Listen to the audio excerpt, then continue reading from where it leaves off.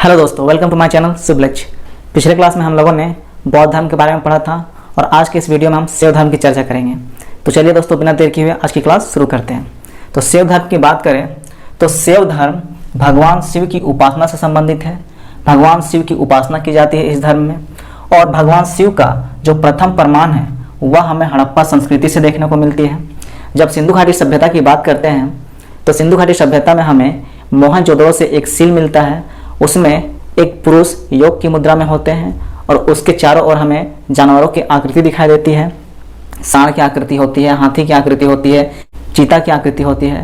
तो इस तरह की आकृति हमें देखने को मिलते हैं और उसी को पशुपतिनाथ की मुहर कही गई है। और हम जानते हैं कि जो भगवान शिव के आदि रूप है उसे ही पशुपतिनाथ कहा जाता है। तो इस तरीके से जो भगवान शिव का प्रारंभिक प्रमाण है वह हमें हड़प्पा संस्कृति से देखने को मिलती है, हड़प्पन कल्चर से देखने को मिलती है, सिंधु घाटी सभ्यता से देखने को मिलती है। आगे बात करें ऋग्वेद की, तो ऋग्वेद जो सबसे प्राचीनतम वेद है, तो ऋग्वेद में भी हमें शिव की चर्चा देखने को मिलती है। इसमें शिव को रुद्र कहा गया है। आगे बात करें अथर्ववेद की, तो अथर्ववेद में भी हमें शिव की चर्चा देखने को मिलती है। इसमें शिव को भव, सर्व, पशुपति एवं भूपति कहा गया है। आगे बात करें, आगे है मत्स्य पुराण जो सबसे प्राचीनतम पुराण है और यह आंध्र और सातवाहन वंश से संबंधित है। तो मत्स्य पुराण में सबसे पहले हमें लिंग पूजा का स्पष्ट विवरण देखने को मिलता है, जो आज हम शिवलिंग पूजा के नाम से जानते हैं। तो उसका जो सबसे पहला वर्णन जो मिलता है वह हमें मत्स्य पुराण से देखने को मिलता है। आगे बात करें तो तैत्तिरीय अरण्यक, अरण्यक जो होते थे ये वैसे ग्रंथ थे जो जंगलों में बैठकर लिखे जाते थे। तो जो तैत्तिरीय अरण्यक है इसमें रुद्र की पत्नी के रूप में पार्वती की चर्चा की गई है।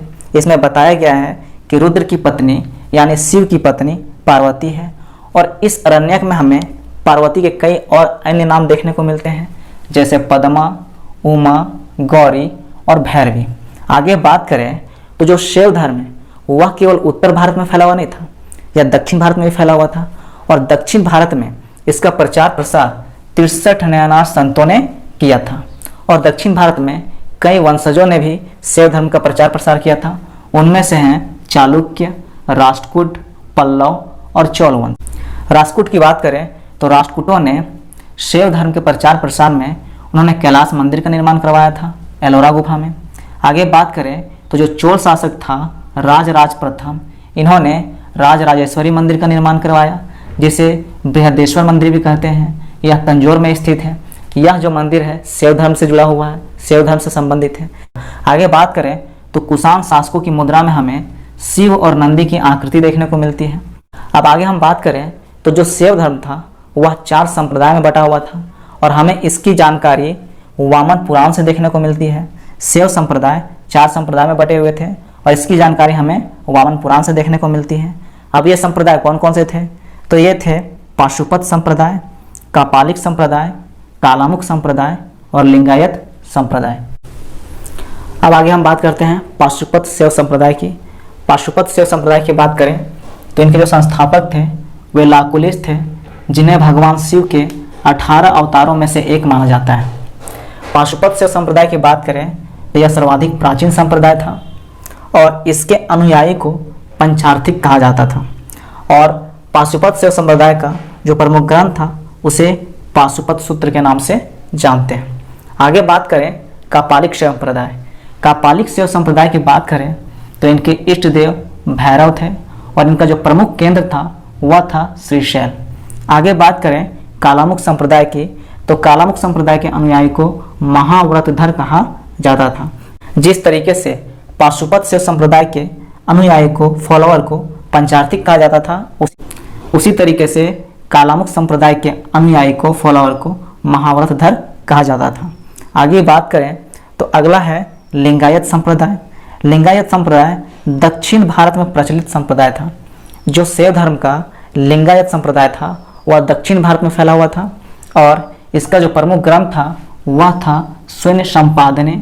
और इनके जो प्रचारक थे, जो प्रवर्तक थे, जो प्रमोटर थे, वे थे अल्लभ प्रभु तथा उनके शिष्य वासव।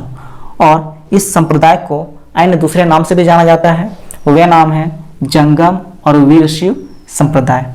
ये 4 मुख्य संप्रदाय के अलावे भी हमें एक और संप्रदाय देखने को मिलता है वो है नाथ संप्रदाय, जिनके फाउंडर यानी संस्थापक जो थे वे थे मत्स्येंद्र नाथ, जो 10वीं शताब्दी में इस संप्रदाय का स्थापना किए थे। और नाथ संप्रदाय के जो प्रचार प्रसार किए थे, जिन्होंने बहुत ज़्यादा प्रचार प्रसार किया नाथ संप्रदाय का, वे थे बाबा गोरखनाथ। तो इस तरीके से हम लोगों ने शैव संप्रदाय को पढ़ लिया। अब हम नेक्स्ट वीडियो में वैष्णव धर्म के बारे में पढ़ेंगे। तो आज का क्लास यहीं समाप्त होता है। अब हम नेक्स्ट वीडियो में मिलेंगे। जय हिंद।